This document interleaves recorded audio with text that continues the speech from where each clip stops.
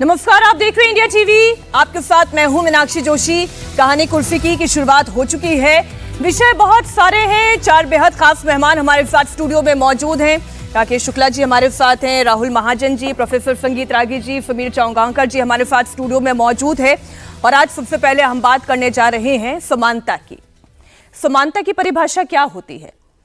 क्या कानून के नजर में SC, ST, OBC अलग और ब्राह्मण, भूमिहार, कायस्थ, वैश्य, बनिया, राजपूत ये अलग हो सकते हैं? आज सारा सवाल समानता पर ही है। बात हो रही है UGC के नए नियमों की, जिनका पूरे देश भर में जबरदस्त विरोध हो रहा है। UGC के नए नियमों को चुनौती देने वाली जनहित याचिका पर आज सुप्रीम कोर्ट में सुनवाई जारी है। पूरा मामला मुख्य न्यायाधीश जस्टिस सूर्यकांत की अध्यक्षता वाली पीठ के सामने चल रहा है। याचिकाकर्ता का तर्क यह है कि UGC के नए नियम सामान्य वर्ग के छात्रों के साथ भेदभाव जैसा है और यही वजह है कि देश भर में विरोध हो रहा है। UGC के नए नियमों के खिलाफ विरोध प्रदर्शन बढ़ता जा रहा है। सियासी पार्टियों के बीच खींचतान हो रही है। अखिलेश यादव समेत कई विपक्षी नेता सपोर्ट कर रहे हैं। अखिलेश यादव क्यों नहीं सपोर्ट करेंगे? OBC समाज का प्रतिनिधित्व करते हैं, यादव समाज से आते हैं। UGC को लेकर वो सपोर्टिव तो होंगे ही। अखिलेश यादव का कहना यह है कि कोई दोषी बचे नहीं और कोई निर्दोष फंसे नहीं। आप सुने सबसे पहले अखिलेश यादव ने क्या कहा।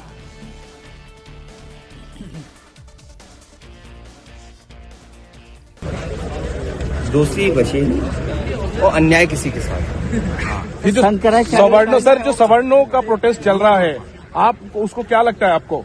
मायावती ने क्रिटिसाइज, मैंने आपसे कहा दोषी बचे नहीं और निर्दोष फंसे नहीं, निर्दोष फंसे नहीं। अखिलेश यादव ये कह रहे हैं कि दोषी बचे नहीं और निर्दोष को सजा हो नहीं, लेकिन जो जनरल कैटेगरी से आने वाले लड़के हैं, युवा हैं, बुजुर्ग हैं, जो प्रदर्शन कर रहे हैं, सड़कों पर हैं, वो ये कह रहे हैं यही तो समस्या है। यही तो समस्या है UGC के नए रेगुलेशन को लेकर कि ये UGC की रेगुलेशन मानकर चल रहे हैं कि सवर्ण तो दोषी हैं। आप मानकर चल रहे हैं कि वही शोषित करने वाले वर्ग हैं। UGC के नए नियमों को देख रहे हैं, ये CJI का कहना है। बड़ी खबर आपको बता दें, UGC के नए नियमों पर कमेटी बनाई जा सकती है। CJI ये कह रहे हैं कि जाति विहीन समाज की तरफ बढ़ रहे हैं या फिर हम पीछे जा रहे हैं। ये सुप्रीम कोर्ट का कहना है। अमेरिका जैसे हालात ना बने, ये सुप्रीम कोर्ट कह रहा है।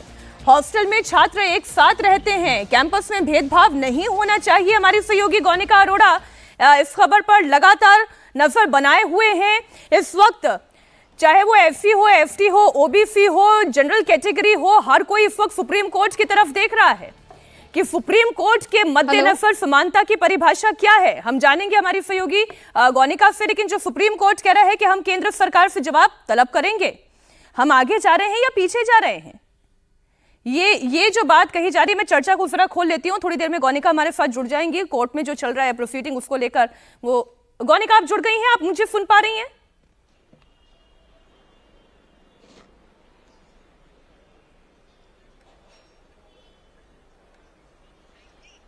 गौनिका, अगर आप मुझे सुन पा रही हैं, बताएं कोर्ट की प्रोसीडिंग में सुप्रीम कोर्ट की तरफ से क्या कहा जा रहा है।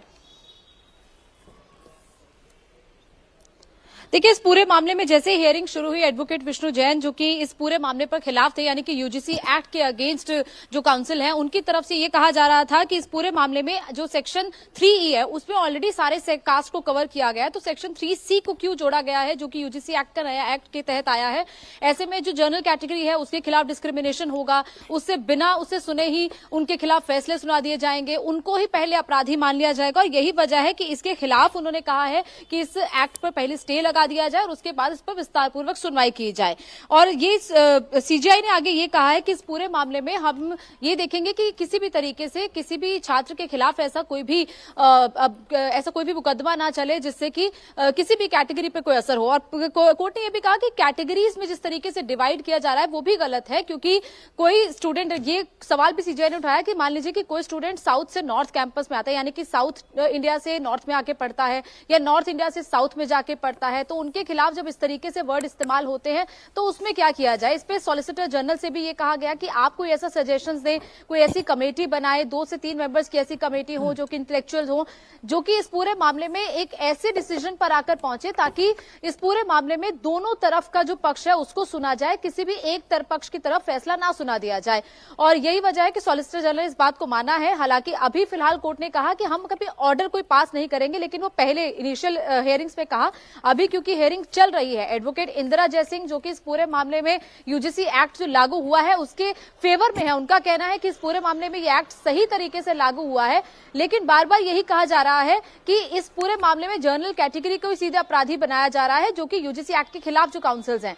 हालांकि रैगिंग वर्ड का इसमें इस्तेमाल कहा गया है कि नहीं किया गया है, क्योंकि रैगिंग ऐसा शब्द है जब किसी भी छात्र के खिलाफ कोई रैगिंग होती है तो वो जाहिर तौर पर एक बड़ा अपराध है, फिर चाहे वो किसी भी कैटेगरी का स्टूडेंट करता हो। लेकिन जो काउंसिल्स है उनका कहना है कि रैगिंग शब्द तो इस्तेमाल ही नहीं किया गया है, लेकिन रैगिंग शब्द को अगर इंक्लूड किया जाना है तो ये सारे जो एक्ट है इसको पूरी तरह अभी रीडिफाइन किया जाना चाहिए। ये जो डेफिनेशन अभी फिलहाल दी गई है यूजीसी की तरफ से वो गलत है। और अभी जो सुनवाई चल रही है उसमें लगातार इंदिरा जयसिंह इस पूरे मामले में चाह रही है कि कोई भी स्टे ना लगे, लेकिन फिलहाल जो एडवोकेट विष्णु शंकर जैन है या फिर दूसरे काउंसिल्स हैं जो कि इस एक्ट के खिलाफ इस कोर्ट में आए हैं, उनका कहना है कि इस पूरे मामले में फिलहाल स्टे लगा दिया जाए। लगातार सुनवाई चल रही है।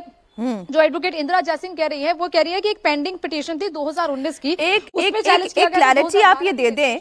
आपने ये बताया कि सुप्रीम कोर्ट इस एक्ट पर स्टे लगाने की बात कर रहा है, एक बार फिर से इस पर पुनर्विचार करने की जरूरत है।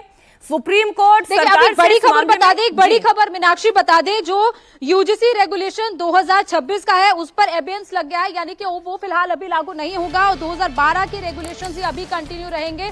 यानी कि अभी फिलहाल रोक लग गई है। जो 2026 के फिलहाल के रेगुलेशन जो जनवरी में आए थे उस पर सुप्रीम कोर्ट ने रोक लगा दी है। 2012 के जो पहले के रेगुलेशन चल रहे थे जिसमें ओबीसी को इंक्लूड नहीं किया गया था, जिसमें सिर्फ जनरल कैटेगरी ही रह गई थी, वो अब लागू फिलहाल नहीं होंगे। 2012 के रेगुलेशन ही चलते रहेंगे। ये कोर्ट ने फिलहाल एक बड़ा फैसला सुनाया है और नोटिस इशू किया है। 19 मार्च को ये नोटिस रिटर्नेबल होगा। सॉलिसिटर जनरल ने नोटिस को एक्सेप्ट कर लिया है और क्योंकि 2019 के जो प्लिया है उसके इश्यूज को रेज किया गया है, उसको कोर्ट ने कहा है कि कॉन्स्टिट्यूशनली उसको एग्जामिन किया जाएगा। Let this petition be tagged with the same, यानी कि जो बाकी की पिटीशन 2019 की चल रही थी उनके साथ इस मैटर को सुना जाएगा। यानी कि 19 मार्च तक फिलहाल 2026 की जो यूजीसी की नई रेगुलेशंस है वो फिलहाल लागू नहीं होंगी। 2012 की जो रेगुलेशंस पहले से चल रही हैं वही लागू होंगी, क्योंकि कोर्ट ने यह भी कहा कि अगर हम इंटरवेन नहीं करेंगे, हम अगर हस्तक्षेप नहीं करेंगे तो सोसाइटी में एक डेंजरस इंपैक्ट हो सकता है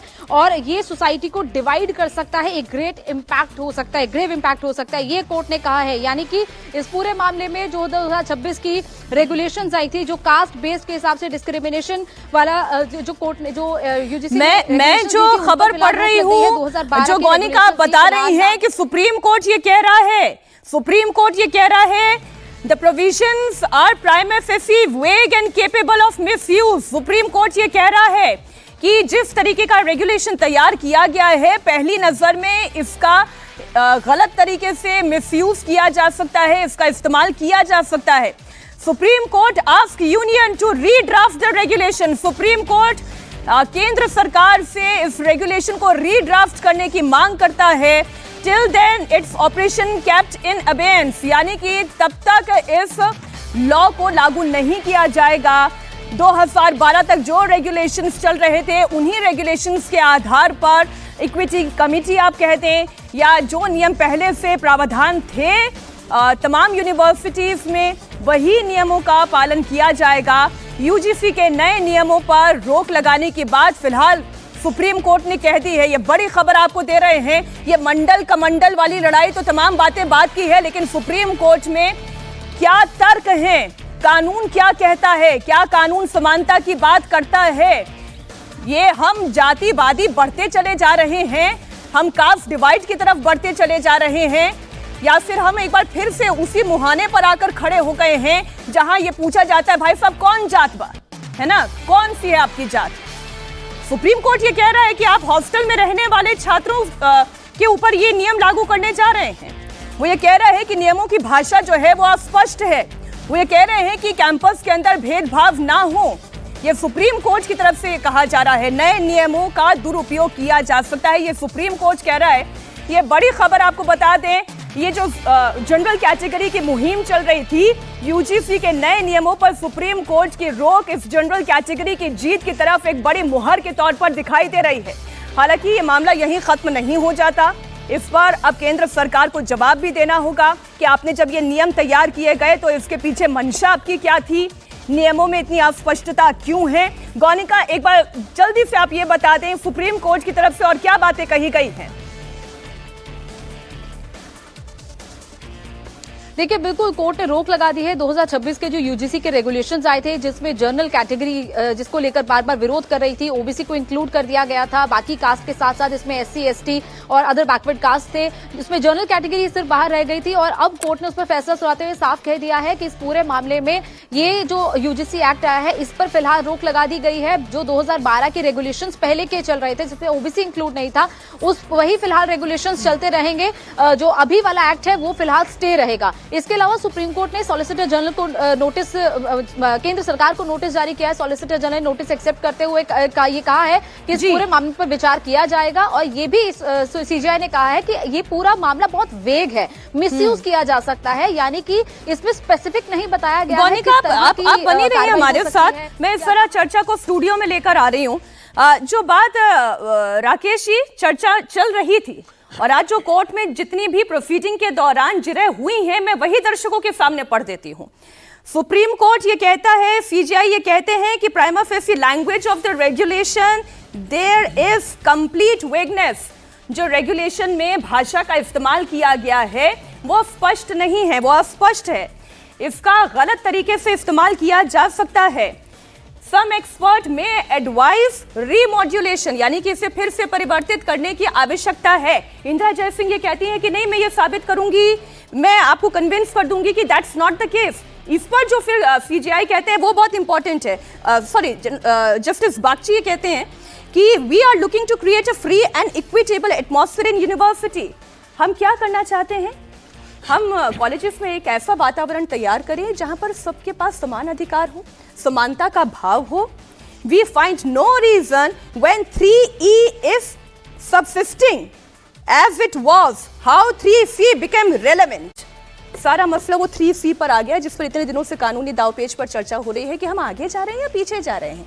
हम डिवाइड माहौल तैयार करना चाह रहे हैं, जाति भेद पैदा करना चाह रहे हैं, या इक्वालिटी तैयार करना चाह रहे हैं। कॉलेज में क्या होना चाहिए? देखिए, न्यायालय ने उदाहरण पेश किया है कि सबके साथ न्याय होगा, सबको न्याय मिलेगा। इस पे जिस तरीके से रोक लगाई गई है और सुप्रीम कोर्ट से जवाब मांगा गया है, उससे ये स्पष्ट हो गया। नहीं तो यूजीसी ने तो भारत को दो भागों में बांट दिया था, एक शोषण करने वाला वर्ग, एक शोषित होने वाला वर्ग। और उन्होंने जाति के हिसाब से बांटा था कि यहाँ दो वर्ग हैं, जो 4 कम्युनिटी है वो शोषण करने वाली है और बाकी कम्युनिटी शोषित होने वाली है। और उसके लिए उन्होंने कहाँ से शुरू किया था? ग्रास रूट से शुरू किया था, यानी स्टूडेंट से शुरू किया था। यानी छात्रों से ये मानस बन जाना चाहिए कि आप शोषक वर्ग हो और ये शोषण करने वाला वर्ग है। ये सारी आवाज़ जो भारत के अंदर उठी है, उसको भले ही ये शब्द दिया गया हो कि वो विरोध किया जा रहा है, मेरा मानना ये है कि विरोध का नहीं, वो बचाव की गुहार थी। सभी लोगों ने बचाव का गुहार लगाया। सब लोग उस लपट से अपने भविष्य को बचाना चाहते थे जो यूजीसी ने आग लगाया था भारत के अंदर। सर, सीजीआई कह रहे हैं, प्रोफेसर रागी जी, सीजीआई कह रहे हैं कि this will lead to very dangerous impact. ये बहुत खतरनाक असर डालेगा अगर इस तरीके स्पष्ट नियम लागू कर दिए जाते हैं। केंद्र सरकार से भी जवाब मांगा है, क्या सोच कर आए थे ये? देखिए, किसी ने इस बात पर एतराज नहीं किया था कि समानता यदि भंग हो कैंपस में तो उसके लिए कानून नहीं हो। सभी चाहते हैं कि कोई किसी को जाति सूचक शब्द से संबोधित न करे, कोई किसी के साथ भेदभाव न करे और सभी एक कंजेनियल एटमॉस्फेयर में काम करें। दिक्कत कहाँ होती है? जब एक कानून एक्टिविज्म ड्रिवन जो भी कानून होता है वो इसी प्रकार का होता है जो अभी आप देख रहे हैं, और इसके खतरे बड़े ये होते हैं, ये समाज को डिवाइड कर देता है। मेरी परेशानी इस चीज़ को लेकर थी कि हिंदू समाज वो मंडल कमीशन ने जिस समय कहा कि भाई हम ये सामाजिक न्याय के लिए कर रहे हैं, इसमें कोई दो राय नहीं है कि उससे जो पिछड़ी जातियां थी जो समाज के अंदर वो ऊपर भी आई हैं, लेकिन उसका एक तबका ही ऊपर आया है। समाज के सारे जो पिछड़े वर्ग हैं, वाकई जो पिछड़े वर्ग हैं, वो ऊपर नहीं आए हैं। उनमें जो डोमिनेंट कास्ट था उत्तर प्रदेश का, बिहार का या अन्य जगहों का, वो ऊपर आया है। जो वाकई जिनको जरूरत थी वो तो अभी के वहीं के पिछड़े रह गए। दूसरी बात यह है कि जब आप इस प्रकार के कानून लाते हैं तो कम से कम उसमें दुरुपयोग न उसका हो, इसके लिए उसमें प्रोविजन जरूर कर देना चाहिए। 2012 के कानून में इस प्रोविजन था कि अगर आपने गलत कंप्लेंट की है तो हाँ, फिर आपके ऊपर भी दंडात्मक कार्रवाई की जाएगी। और यहाँ पर ये हटा दिया। और मैं बार बार ये कह रहा हूं, कई लोग इस चीज को नहीं कर रहे हैं, 1 करोड़ में 84 केस हो रहे हैं। पूरे डेटा यदि आप देखेंगे कि 378 केसेज है, 44.4 मिलियन जो है पूरे देश में हायर एजुकेशन में है। उस डेटा को यदि हम डिवाइड कर दें, 378 को 4 करोड़ 44 लाख से यदि हम डिवाइड कर दें तो 1 करोड़ में 84 केस बनता है। ये इतनी छोटी तादाद है, और उसमें भी इसका डेटा आना जरूरी है कि डोमिनेंट जिसे ओबीसी कास्ट कहते हैं उसने दलितों और एसटी के खिलाफ ये शब्द का प्रयोग किया या अपर कास्ट से हुआ। ये डेटा आना बहुत जरूरी है, ये जानकारी आना। ओबीसी समाज भी शामिल है। शोषण करने वाले वर्ग में कौन मैं है? वही कह रहा हूं, शोषण करने वाले वर्ग में ओबीसी समाज का जो डोमिनेंट कास्ट है वो भी शामिल है, यादव भी है, समझे कि नहीं? और मजेदार बात है कि यही ये समाज है जिसका आरक्षण का सबसे ज्यादा लाभ जो होता है उत्तर प्रदेश या बिहार में सबसे ज्यादा यही लाभ लेता है। लेकिन रागी जी अभी जब कह रहे थे ओबीसी समाज में भी डोमिनेंट कास्ट, तो धीरे से समीर जी ने कहा यादव। गलत तो नहीं सुना था? बिल्कुल बिल्कुल, यादव कुर्मी यादव कुर्मी काची भी अब धीरे धीरे बड़ा हो रहा है, तो इसलिए तीनों बड़ी जातियां कि यदि आप जितना एसटी का है आप, तो एसटी में मीनाओं की जो आप देखेंगे कि उनका जो पूंजी है, संपत्ति है, वो किसी भी एक जनरल कास्ट से भी ज्यादा है, लेकिन वो एसटी कैटेगरी में उसको लाभ ले रहे हैं। सर, तो मैं ये चर्चा कई बार सुप्रीम कोर्ट के चीफ जस्टिस ने ये क्यों बोला, रिजर्वेशन विद इन रिजर्वेशन, ये क्यों कहा? वो इसी कारण से कहा था। और यहां पर जो डोमिनेंट कास्ट है वही इसका समूचा का समूचा इसका बेनिफिट उठा करके ले जाता है। सरकार नहीं समझ पाई या यूजीसी रेगुलेशन जैसे तैयार हुए, क्या चर्चा हुई, वो डिटेल तो हमारे पास पब्लिक प्लेटफॉर्म पर नहीं है। लेकिन एक बात जो ये नियम बनाने वाले नहीं समझ पाए, वो सुप्रीम कोर्ट समझा रही है कि हॉस्टल के अंदर छात्र रहते हैं। नहीं, आप कहां तक लेकर जाएंगे इस भेदभाव को? मुझे तो ये बात पर भी एक मिनट, मुझे तो इस पर भी थोड़ी सी यह है कि यूजीसी, ये गया होगा यूजीसी कमीशन में, यूजीसी कमीशन में बैठे हुए लोग कौन थे? यूजीसी कमीशन में बैठे हुए लोग थे कुछ तो ऐसे भी होंगे ना जिन्होंने अपना नकाब बदला है और नए नए हिंदुत्व के जो है वो पोस्टर लगा लिए हैं, ऐसे भी लोग हैं। क्या उनको ये समझ में नहीं आ रही थी कि इसके क्या राजनीतिक परिणाम होंगे? लेकिन कुछ तो संतोष वर्मा टाइप के लोग भी तो होंगे। नहीं, मेरा मानना है कि भाई ये इंश्योर कीजिए कि किसी के साथ गलती नहीं हो। एक सवाल चाहे कोई भी समाज का कोई भी वर्ग हो। मैं आप दिल्ली आते हैं और आपको सीधे सीधे कहा जाता है, मुझे याद है राम मंदिर, वो बहुत जरूरी है आपके दर्शकों को बताना, राम मंदिर मूवमेंट के लिए हम लोग बोट क्लब पर रैली थे और हम आए थे, मैं और पिताजी दोनों उस समय बस में थे, और किसी ने कहा अबे ओए बिहारी, ठीक है, मेरे पिताजी मुड़ करके बोले, तो मैंने कहा नहीं, आप जरा सा इधर ही रहें, वो बिहारी एक गाली के तौर पर संबोधित किया जाता है। ये क्या हमारे डिपार्टमेंट में नहीं होते थे क्या? आप खाली बिहारी की बात क्यों कह रहे हैं? नहीं, ये सारी चीजें यहाँ कंजूस मारवाड़ी कहा जाता है, तो इसका मतलब ये कि आपने पूरे मारवाड़ से आने वाले जितने लोग हैं आपने उनको पेंट कर दिया कंजूस के नाम पर। नहीं, यहाँ हम लोगों को संबोधित किया जाता था। पूर्वोत्तर के बच्चों को किस तरह की टिप्पणी की जाती है यही पूर्वांचल हॉस्टल में? ये समानता का भाव जो, और उसको ये बहुत हर्ट फील करते हैं वो लोग। हर्ट क्यों नहीं होंगे? फिर हर्ट होना चाहिए। अगर हर्ट नहीं होते तो सड़क पर क्यों होते? हर्ट नहीं होते तो क्यों ये गुहार लगाते कि हमें सुरक्षा दीजिए? हमारे साथ भी शोषण होता है, उसे आप कंसिडर तो करिए। मैं इसके पॉलिटिकल एंगल पर, सुप्रीम कोर्ट ने इस मामले में केंद्र सरकार को और सारे पक्षकारों को नोटिस जारी किया है और इस मामले की अगली सुनवाई 19 मार्च को निर्धारित की गई है। 19 मार्च को क्या कुछ होने की संभावना है? अब ये तो कोई व्यक्ति प्रेडिक्ट नहीं कर सकता है। केंद्र सरकार से जवाब मांगा है, केंद्र सरकार अपना जवाब देगी, फिर मामला आगे बढ़ेगा। मेन काउंसिल वो जा रहा है सर, इंग्लिश में कर देते हैं। The Supreme Court today has put a stay on the UGC. Yeah, today the Honorable Supreme Court heard our writ petition challenging the UGC regulations which have been enacted recently. The Honorable Supreme Court has stayed the UGC regulations and has kept them in abeyance. The Honorable Supreme Court, in exercise of powers under Article 142, has directed that UGC regulations 2012 will be in operation till further orders, and the matter has been posted for hearing on 19th of March. Court ने जो UGC regulations नए नियम पास किए गए हैं उस पर supreme court ने रोक लगाई है, उसको एबियंस में रखा है, और सुप्रीम कोर्ट ने अपनी पावर्स को एक्सरसाइज करते हुए अंडर आर्टिकल 142 जो यूजीसी रेगुलेशंस 2012 हैं उनको इन ऑपरेशन किया, उनको प्रभावी किया। अगला कदम क्या रहेगा, क्योंकि इस पे सुप्रीम कोर्ट की तरफ अब सुप्रीम कोर्ट ने इस मामले में केंद्र सरकार को और सारे पक्षकारों को नोटिस जारी किया है और इस मामले की अगली सुनवाई 19 मार्च को निर्धारित की गई है। 19 मार्च को क्या कुछ होने की संभावनाएं हैं? अब ये तो कोई व्यक्ति प्रेडिक्ट नहीं कर सकता है। केंद्र सरकार से जवाब मांगा है, केंद्र सरकार अपना जवाब देगी, फिर मामला आगे बढ़ेगा। अब कुछ सवाल हैं जो बड़े ही सियासी हैं, लेकिन आपकी 2 लाइनें रह गई थी। हाँ, मैंने 2 लाइनें बस। देखिए, विश्वनाथ प्रताप सिंह ने सत्ता की लिप्सा के लिए हिंदू समाज को बांटने का प्रयास किया। मैं ये नहीं कह रहा हूं कि आरक्षण नहीं होना चाहिए था, बिल्कुल होना चाहिए था। जो दलित हैं, पिछड़े हैं, वंचित हैं, उनके लिए होना चाहिए था। लेकिन जिस त्वरित गति से उन्होंने सत्ता की लिप्सा के लिए उन्होंने समाज को बिखेर दिया, उसके बाद हुआ क्या? भारत जो जाति विहीन समाज की तरफ जो हमारे founding father of the constitution ने सोचा था, जातियां एसेंचुएट कर गई, इंस्टीट्यूशनलाइज कर गई, पहले से ज्यादा रूढ़ हो गई। और दूसरी बात, बहुत मुश्किल के बाद संभाल करके नरेंद्र मोदी, बाकी भारतीय जनता पार्टी, राष्ट्रीय स्वयंसेवक संघ ने समाज को संभाल करके यहां तक कि हिंदू विखंडन को एक साथ, ये हिंदुत्व को एक छतरी पर फिर खड़ा किया था।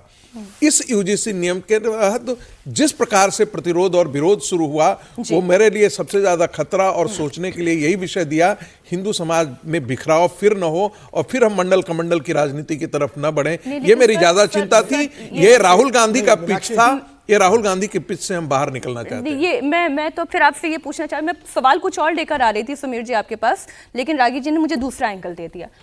ये कौन है बीजेपी के अंदर कांग्रेस की आत्मा के साथ काम करने वाले? देखिए, मुझे लगता है कि इसी यूजीसी का बार बार जिक्र कर कर केंद्र सरकार को बचाने की मंशा किसी की नहीं होना चाहिए। यूजीसी किसके अंडर आता है? यूजीसी ये नियम लेकर आ रहा है, और जो बात आज सुप्रीम कोर्ट ने बहुत स्पष्ट कह दी कि भाई ये भेदभाव वाला है और अभी 2012 वाला नियम लागू हुआ, इसको सुप्रीम कोर्ट ने रोक दिया। क्या केंद्र सरकार को ये पता नहीं था कि ये जो नियम लेकर आ रहे हैं किस मंशा से लेकर आ रहे हैं? केंद्र सरकार की मंशा थी इसके पीछे, उस मंशा को यूजीसी के माध्यम से लागू करवाया गया। इतना बड़ा देश के अंदर बवाल हो गया। रोहित वेमुला और पायल ताड़वी 2 आत्महत्या को आधार बनाकर जिस तरीके से इस तरीके से नियम लेकर आए, पूरे देश में बवाल मच गया। उसके बाद केंद्र सरकार इस संदर्भ में एक बयान देने को तैयार नहीं है, कोई पत्रकार वार्ता लेकर कहने को तैयार नहीं है, भारतीय जनता पार्टी का कोई प्रवक्ता इसको खुलकर बोलने को तैयार नहीं है। धर्मेंद्र प्रधान कहते हैं कि किसी के साथ अन्याय नहीं होगा, लेकिन क्या धर्मेंद्र प्रधान को ये पता नहीं था क्या हमेशा के लिए क्या शिक्षा मंत्री के तौर पर ही रहेंगे? सदा सर्वदा के लिए उसी पोजीशन पर रहेंगे? ये तो केंद्र सरकार को सोचना चाहिए था, ये भारतीय जनता पार्टी को देखना चाहिए था कि आप जो कानून लेकर आ रहे हो वो किस तरीके से भेदभावपूर्ण वाला है, उस सवर्ण वर्ग के साथ किस तरीके से ये अत्याचार वाला हथियार आप एक वर्ग को सौंप रहे हो कि SC, ST और OBC जब चाहेंगे सवर्ण का गला काट देंगे, सवर्ण छात्रों को कॉलेज से रेस्ट्रिकेट करवा देंगे, उनके ऊपर तमाम SC, ST और OBC एक्ट में केस दर्ज करवा देंगे। तो मुझे लग रहा है कि इसमें केंद्र सरकार की सहमति थी और केंद्र सरकार ने अपनी सहमति से इसे लागू किया है।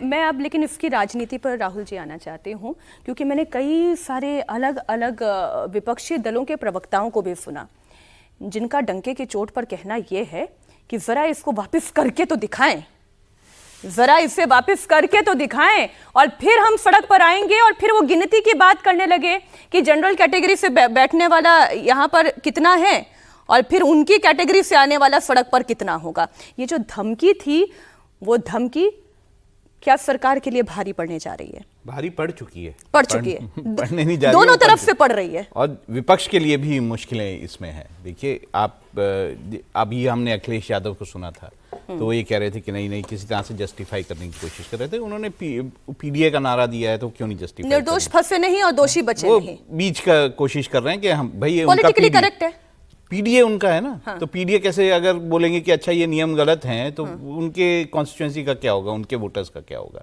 मायावती भी उसी तरह का स्टैंड लिए हुए हैं कि बिल्कुल सही है। तो अब बीजेपी की दिक्कत ये है, या केंद्र सरकार की दिक्कत, मैं बीजेपी की ज्यादा बोलूंगा, कि स्वर्ण पहले ही बीजेपी से थोड़े से नाराज चल रहे हैं। हमने देखा है किस तरह से ये आवाजें उठती रही हैं कि स्वर्णों को कहीं ना कहीं इग्नोर कर रही है बीजेपी। और इसके बाद अगर जो सरकार है इसको वापस लेती है तो वो जो दलित और बाकी सब जो उनको ओबीसी और इन सबको अपने साथ जोड़ा था उन्होंने, वो कहीं ना कहीं खिसक जाएंगे। और अगर इसे वापस नहीं लिया जाता है तो स्वर्ण जो है वो कहीं ना कहीं खिसक जाएंगे। तो ये बड़ी मुश्किल वाली बात है। और दूसरा, सुप्रीम कोर्ट जो यहाँ पर जो फैसला अभी तक सुप्रीम कोर्ट ने जो रोका है वो बड़ा सही है, क्योंकि सुप्रीम कोर्ट ने देखा है कि किस तरह से जो विभिन्न कानून हैं, चाहे वो शेड्यूल कास्ट और schedule tribe prevention of atrocities act है, उसका किस तरह से मिसयूज किया गया है, डॉरी के एक्ट का किस तरह से मिसयूज किया गया, तो ये उसके सामने, और वो ये नहीं चाहते, क्योंकि डेफिनेशंस जो हैं जो दी गई है डिस्क्रिमिनेशन की या कास्ट बेस्ड डिस्क्रिमिनेशन की इन नियमों में, वो पूरी तरह से एक साइडेड है।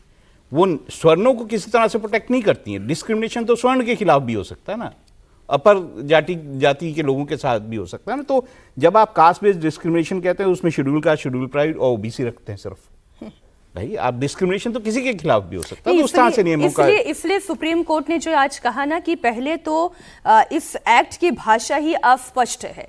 उन्होंने कहा कि हम आगे जा रहे हैं या फिर वापस पीछे जा रहे हैं। क्या कास्ट डिवाइड पैदा होता है यूजीसी की इन रेगुलेशंस की वजह से? तो हाँ, होता है। इस पर फिर से रीमॉड्यूलेशन की जरूरत है। इस पर केंद्र सरकार को जवाब देने की जरूरत है। सर, समय मेरे पास इतना ही, एक ब्रेक के लिए जाना है। मीनाक्षी, जाति विहीन समाज एक सपना है और अब वो सपना ही रहेगा। हमने अपने लिए गड्ढे खोद दिए हैं, जातियों को हमने पहले से ज़्यादा मजबूत कर दिया है, जातीय मंच बड़े खड़े हो गए हैं, जातीय समूह आज खुले तौर पर उसका सम्मेलन कर रहे हैं। हमने अपने लिए खाई खोद रही है। जैसा हम भारत चाहते हैं उस दिशा में हमारे एक कदम भी नहीं। And thank you for the political parties. ये जितना भी प्रोफेसर रागी जी ने कहा, ये आप ही लोगों का दिया हुआ है।